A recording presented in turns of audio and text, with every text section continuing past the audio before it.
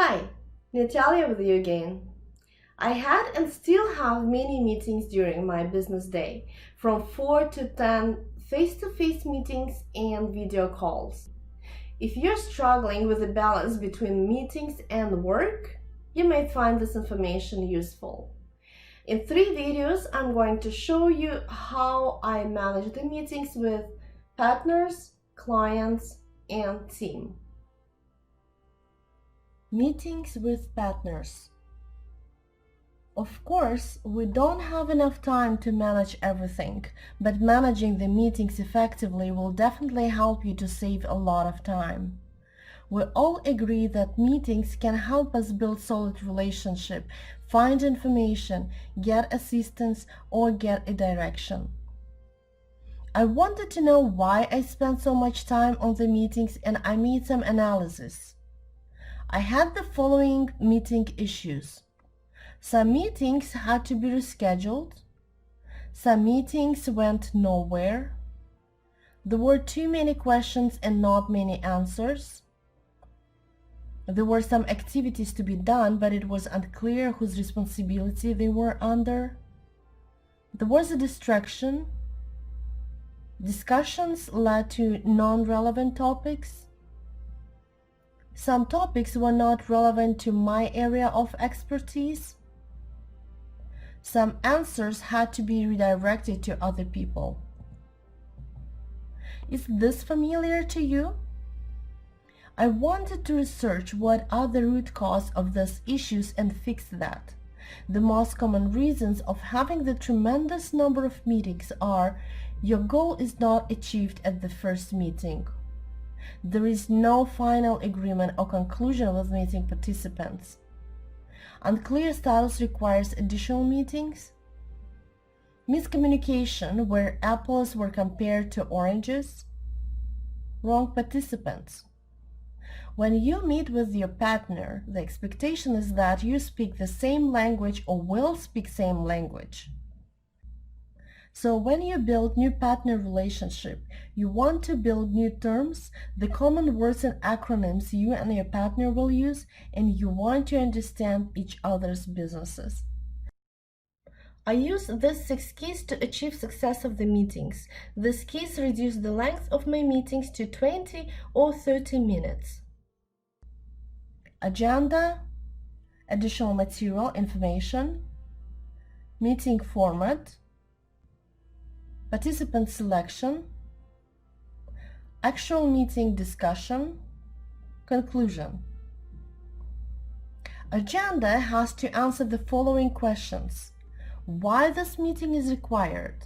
Add prehistory or a reason for the meeting. What is the topic for discussion? Provide a short description in a subject line. For the invitation details, be specific. Group different topics in maximum 6 bullet points for readability. What are the expectations? What results do you expect by the end of the meeting? Provide additional information to participants in advance, including charts, data, workflows, samples, agreements, and drafts. Obtain and analyze additional information in advance, for example, questionnaires, statistics, product details, draft agreements with comments or existing workflows.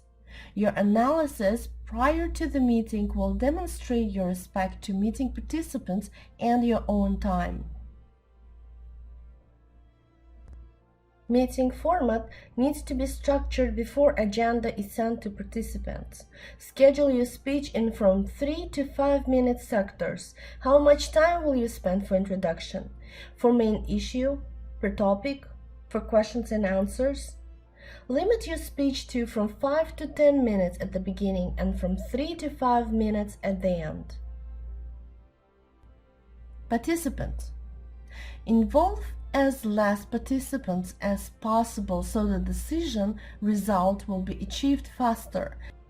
Include only key team members with similar knowledge level that can make the final decision, resolve issue, or answer your questions. This will reduce time spent for explanation and discussion. As more people involved, less effective the meetings are. Actual meeting discussion. Keep your meeting in format. Use agenda as your cheat sheet. Be informative and concise. If you need a decision, provide several solutions with pros and cons. Statistics and calculations help to make decisions.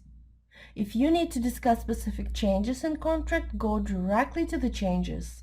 If you would like to get information from participants, be specific. Be informative and concise. Meeting conclusion. Get the participants agree on the strategy, changes, process, or business approach. Be clear with action items and follow-ups, specific dates, assignees, and action items. Get participants' feedback. You can measure the success, or what I call a quality of the meetings. Count how many meetings you had to have with your partners. As you have more informative meetings, each meeting will provide you the answers for future steps. Decisions will be made right at the meetings, and as you will know what to expect, the number of the meetings will drop down and you will have 2 meetings maximum instead of 5. All these options should be prepared in advance, and entire preparation should not take more than 15 minutes. Think about it. You will invest 15 minutes for preparing to the meeting, but you will save an hour. We are not talking about the recurring meetings such as project status updates meetings or shareholders meetings. We're talking about the meetings with suppliers, consultants, your service providers, and other business partners. In next 2 weeks, I will share how I manage the meetings with customers and team. How many meetings do you have a day? Are all of them productive? Add your comments, like the video, or send us an email.